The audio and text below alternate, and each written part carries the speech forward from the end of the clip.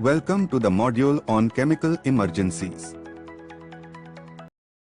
By the end of this module, you will be able to identify a chemical emergency, explain the causes of chemical emergencies, identify the signs and symptoms of chemical exposure, explain the precautionary steps against hazardous chemicals, and explain the role of volunteers during a chemical emergency.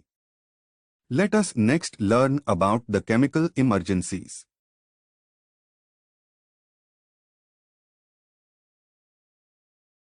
During the last several decades, there has been a growing awareness of the expanding risks and consequences of major industrial disasters. This is reflected in official statistics, mass media reports, and the appearance of new public institutions that address the problem. The growth of industrial accident prevention companies and new literature on industrial risk assessment are other expressions of the rising awareness. Industrial hazards are threats to people and life support systems that arise from the mass production of goods and services. When these threats exceed human coping capabilities or the absorbed capacities of environmental systems, they give rise to industrial disasters.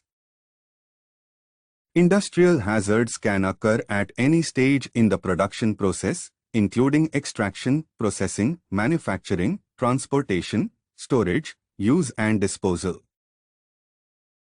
Incidents generally involve the release of damaging substances like chemicals, radioactivity, genetic materials, and so on. Now that we have a better understanding of chemical emergencies, let us learn about the causes of chemical emergencies. Chemical disasters may arise in number of ways, such as process and safety systems failures, human errors, technical errors, management errors, after effects of natural calamities, accidents during the transportation, hazardous waste processing or disposal, or as a result of terrorist attack or unrest leading to sabotage. There are various instruments to detect specific chemicals causing an emergency. To identify if a substance is hazardous, check the product's container label and/or check the safety data sheet which the supplier provides. If you see a lot of smoke cloud or burning fire in an industrial plant, if you have a running nose and tears or any discomfort due to the smoke, it can be because of chemical release from the industrial plant. You can suspect an emergency situation.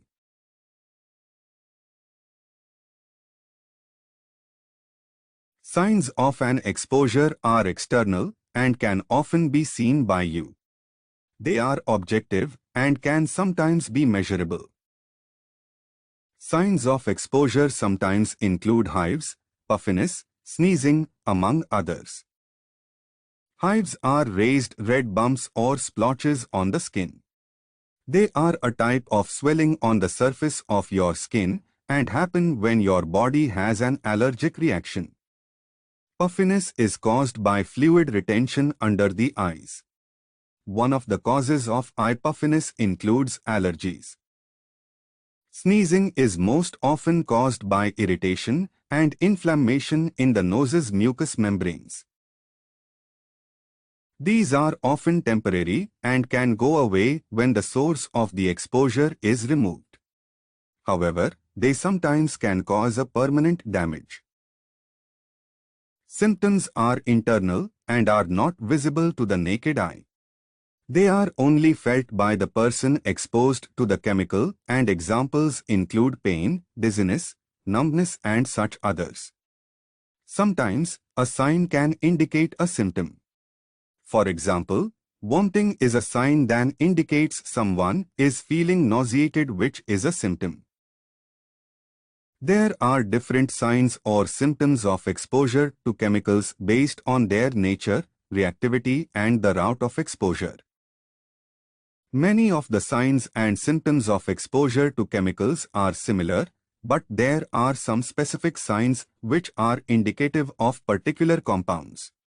For example, osmium tetroxide vapors damage the cornea of the eye, can make your eyes feel gritty and even turn them black. It is important to know the signs and symptoms of the chemicals with which you work and other chemicals in the laboratory to which you could potentially be exposed. Click on each tab to learn more.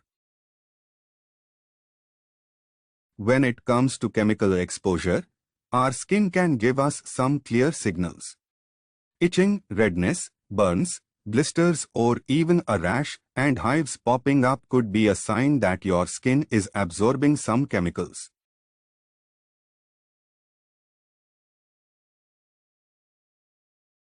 If you have ingested something harmful, you might experience abdominal pain, nausea, vomiting, diarrhea or even a warm sensation in your stomach, especially with halogenated hydrocarbons. For instance, if you have had contact with arsenic, your urine might turn dark-colored or even black, which is a sign of concern. Dehydration is another potential symptom to be aware of in such cases.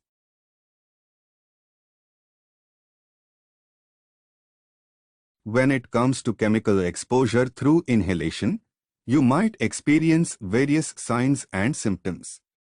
These include feeling drowsy, dizzy or having a headache.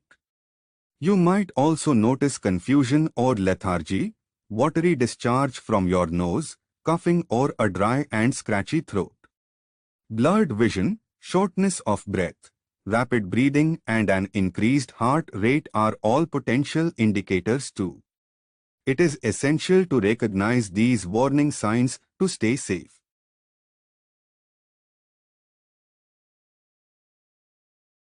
Your eyes can also give you some important signals. You might notice redness or a burning sensation, and your eyes could tear up a lot.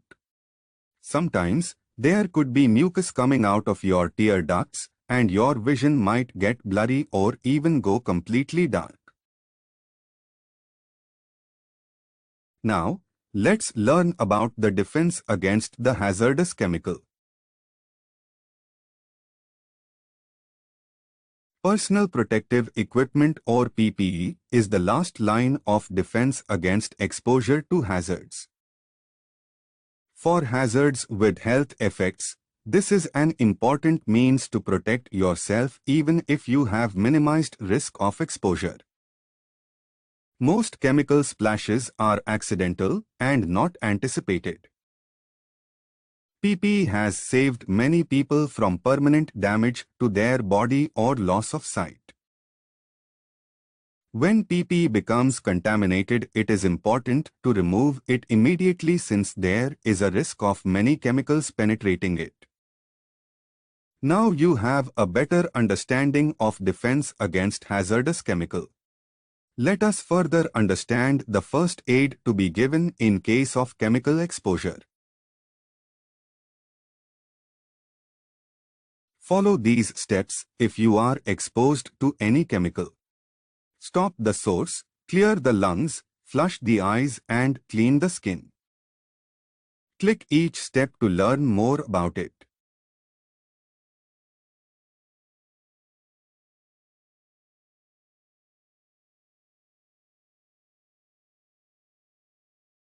Remove the victim from contact with the chemical spill, airborne particles or fumes. Wear gloves or other safety equipment as needed to protect yourself from exposure to the chemical. Take off any clothes or jewelry that have been in contact with the chemical. Chemical injuries, just like heat burns, continue to worsen as long as the source is in contact with the body.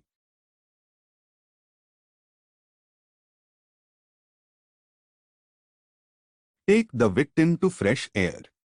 This may mean going into another room or leaving the building or even the affected area. Initiate chest compressions if pulse and breathing are absent.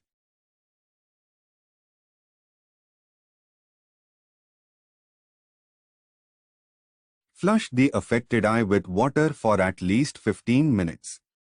Make sure the water is cool. Take precautions to ensure that there is no accidental flushing of chemicals into an unaffected eye. Hold the head so that the injured eye is on the bottom.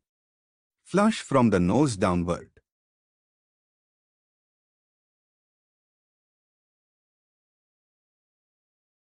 Brush water-activated chemicals, such as lime, from the skin instead of using water. Be careful not to brush particles into the eyes. Don't brush away chemicals with your bare hands. If the chemical does not react with water, flush the affected skin with cool water for at least 15 minutes. Make sure the water flow is not forceful enough to cause pain or break blisters.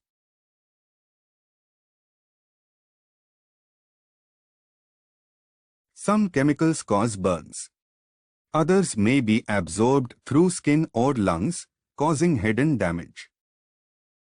If possible, always refer to the chemical's material safety data sheet or contact the experts for advice. Chemicals may cause serious damage not only to the outside of the body, but also to the inside. If absorbed into the bloodstream, chemicals may launch a silent attack on the kidneys or liver. Do not take any action if you are not trained and if you do not have requisite knowledge of the rescue in such environments. Evacuate victims to a safe area and hospitalize them. Call your healthcare provider right away in any of the following situations. A chemical has come into contact with the eyes, nose or mouth. The material safety data sheet notifies the chemical is hazardous or likely to cause damage. The container label warns of corrosive contents, which can wear away skin. The chemical causes a large burn. There is difficulty in breathing after exposure. Call emergency number. Call 112 right away if the victim has symptoms of shock, trouble in breathing and burns over a large area. While you wait for help, reassure the victim. Ventilate the area and allow as much fresh air as possible. Now, let's learn what to do and what to avoid during chemical or industrial accidents.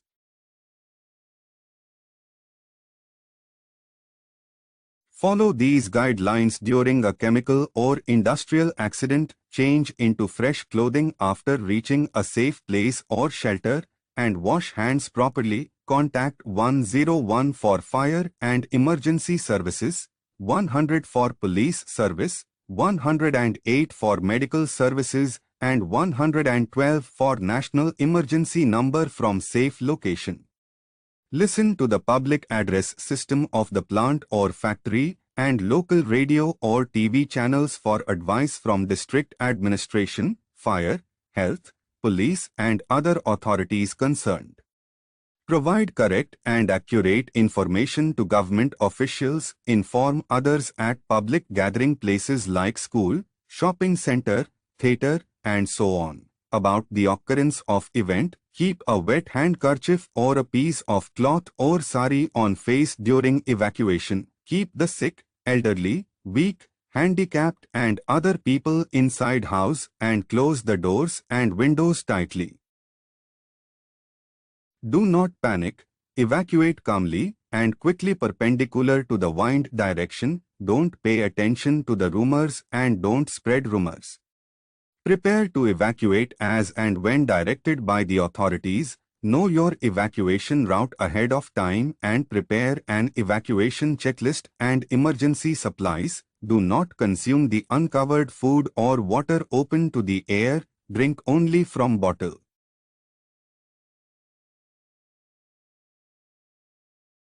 Now that we have a better understanding of precautions to be taken before, during and after the chemical accidents, let us learn about the general precautions during normal time. Do not smoke, light fire or spark in the identified hazardous area sensitize the community living near the industrial units. They should be more vigilant about the nature of industrial units and associated risks. If you are living in an area where there are industries, be aware of the chemicals they are using or storing and also the countermeasures in case of a leakage if possible. Know physical and chemical properties of the substances involved and initiate evacuation only when you have all necessary information, as an uninformed response may accentuate the complications or exposure rather than reducing them. Keep the contact numbers of nearest hazardous industry, fire station, police station, control room, health services and district control room for emergency use. Avoid housing near the industries producing or processing the hazardous chemicals. Participate in all the capacity building programs organized by the government or voluntary organizations or industrial units. Take part in preparing a disaster management plan for the community and identify safe shelters along with safe and easy access routes. Prepare a family disaster management plan and explain it to all the family members. Make the family or neighbors aware of the basic characteristics of various poisonous or hazardous chemicals and the first aid required to treat them. Adequate number of personal protective equipment needs to be made available to deal with emergency situation. Prepare an emergency kit of items and essentials in the house, including medicines, documents and valuables. Let's next learn about the role of volunteers in chemical emergencies. Volunteers can help in many ways during chemical emergencies. Volunteers can help in dissemination of warning to people. They can help in evacuation of people to safer places. Volunteers can cooperate with authorities for correct procedures and safety of victims. Volunteers can identify and support authorities to manage possible sources of toxic contamination. Volunteers to be very cautious and notice any unusual and doubtful things or activity. Further, bring it to the notice of authorities.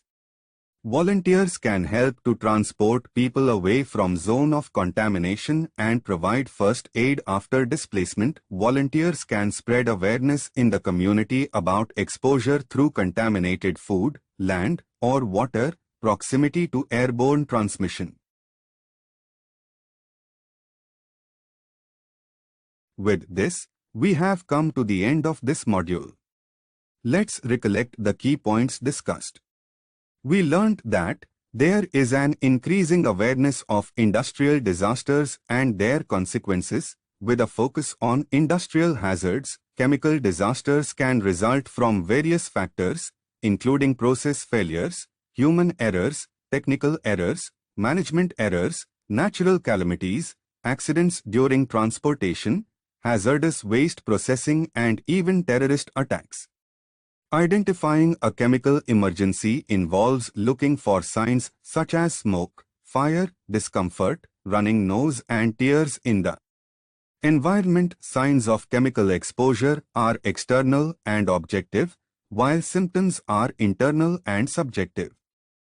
They vary depending on the nature and route of exposure to chemicals. To defend against hazardous chemicals, use personal protective equipment or PPE and follow specific first aid procedures based on the type of exposure. As a precaution for chemical emergencies, prepare an emergency kit containing essential items.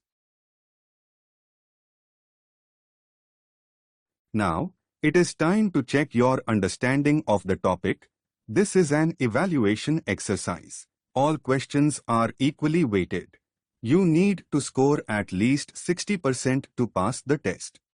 Read the questions carefully and select the appropriate options.